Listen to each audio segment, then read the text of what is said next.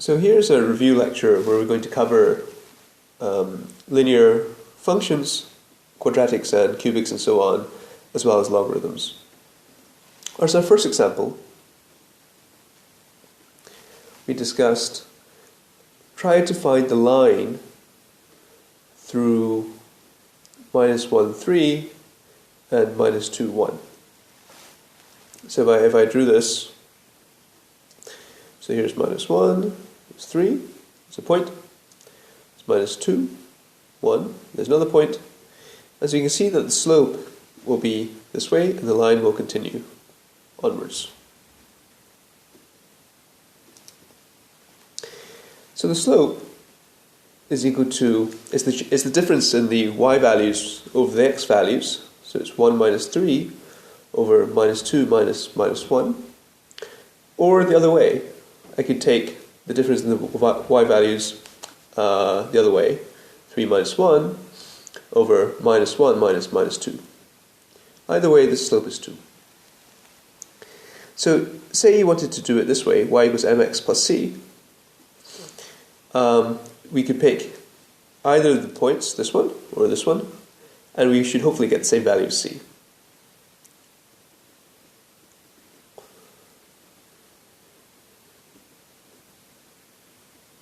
So that's 3 plus 2 is 5.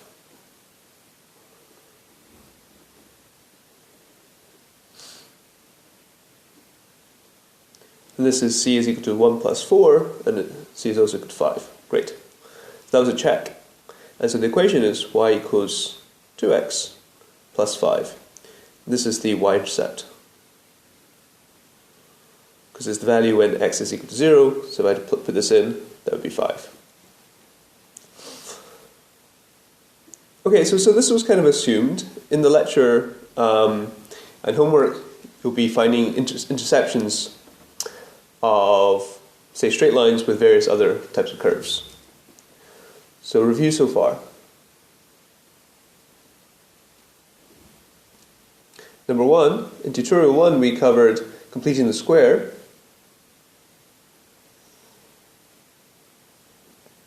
Which is our first example of optimization. And later we'll be using calculus to do this.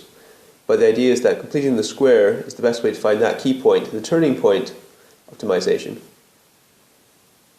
In this case, we get this as a minimum. And it was also our first attempt at finding roots as well.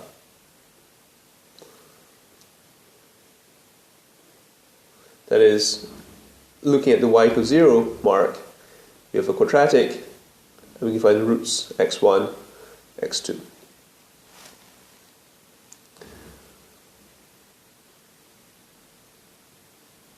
In tutorial 2, we multiplied out polynomials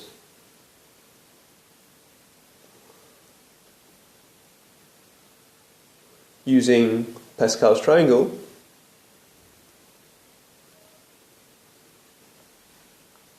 and we also did long division. So as an example, for instance, let's divide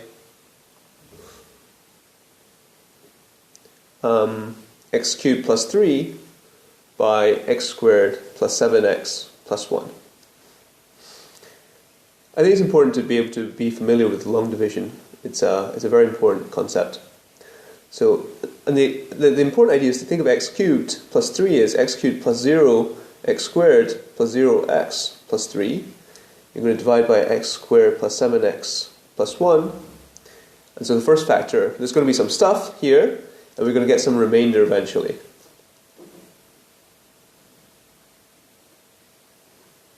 So over here, the first one is x. This gives x cubed plus 7x squared plus x. And I'm going to remember to subtract. This gives me minus 7x squared minus x.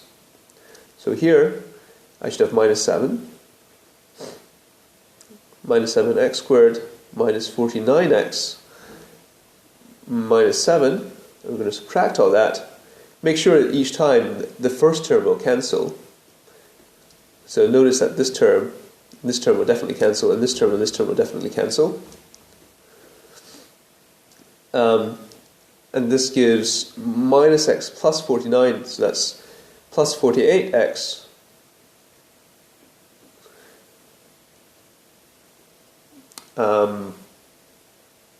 don't forget there's 3.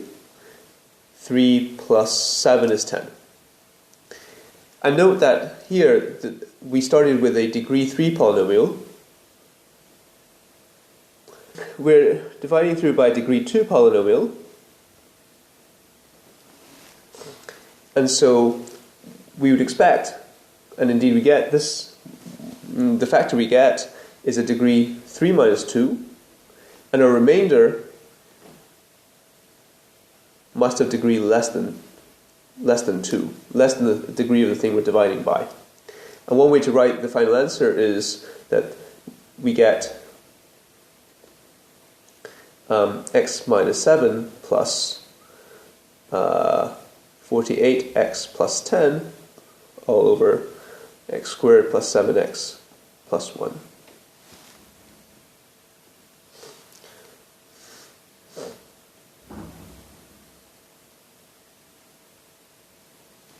Okay, in tutorial 3, we cover Vhs Theorem. And one of the questions that maybe some of you guys asked was, what's the point? Well, Vhs Theorem relates the roots of the polynomial to their coefficients.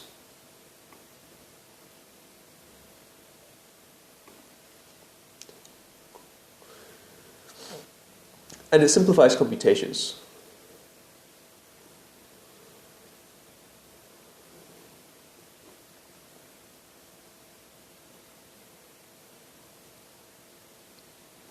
So polynomials.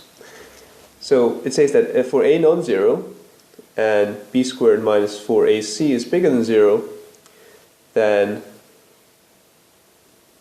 ax squared plus bx plus c, this quadratic, is equal to a times x minus the first root times x minus the second root. And Fetus Theorem says that the sum of the roots is equal to minus b over a, e.g. multiply out. And x1, x2, the product of the roots is equal to c over a. The remainder theorem that we covered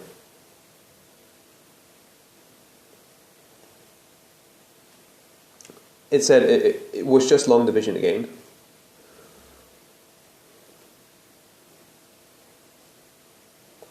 Where we're dividing by a linear factor, where we divide by a degree 1 polynomial.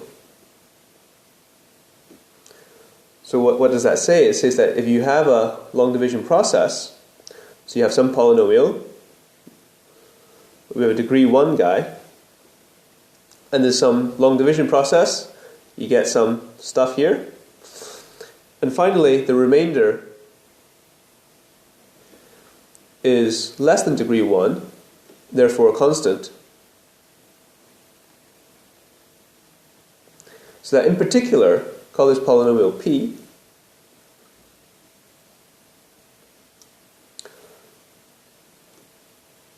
So in particular, if you evaluate the polynomial at a value at a particular point, so if P of A is equal to 0, then x minus A must divide into this polynomial, because the remainder that you get is 0, and it's a constant.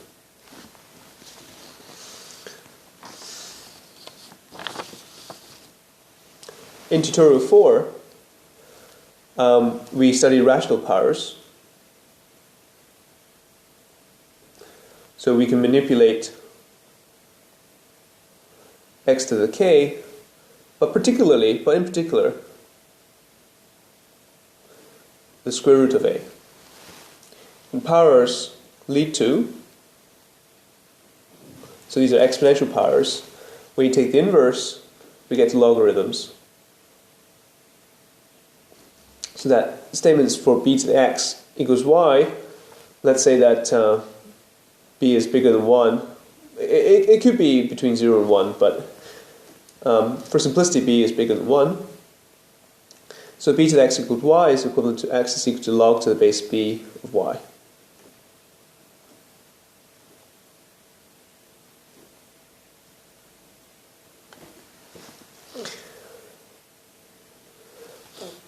And the key rules is that powers, when you multiply them, the powers add, and that means that when you take the log of a multiple is the sum of the logs.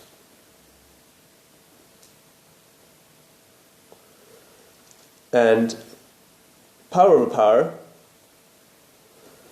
so my x's and my k's look very similar, unfortunately. So this is b to the x times k. This means that, well, maybe these aren't, that when we take log of a number to a power, we get the multiple out. That power times log of that number. In the case, for the case where we take the minus 1 power, and combined we get that log of the u divided by v is the difference. Okay, so that was the first first 5 tutorials. We're going to move on to trigonometry next.